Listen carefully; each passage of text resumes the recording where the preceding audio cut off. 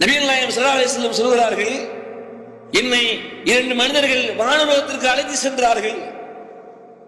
செல்லுகிற பொழுது ஒரு மனிதனுடைய தலை நசுக்கப்படுகிறது.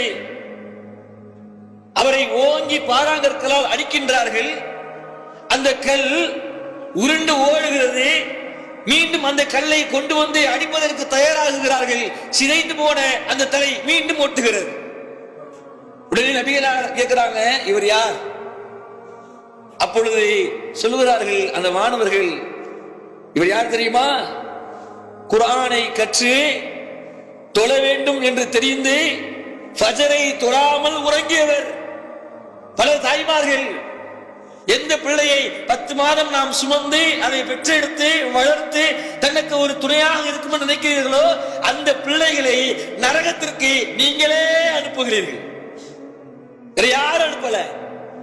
எத்தனை வீடுகள்ல பிள்ளைகளை அடித்து அல்லது மிரட்டி அன்போடு சொல்லி பஜருடைய தொழுகைக்கு எழுப்புகிறோம்.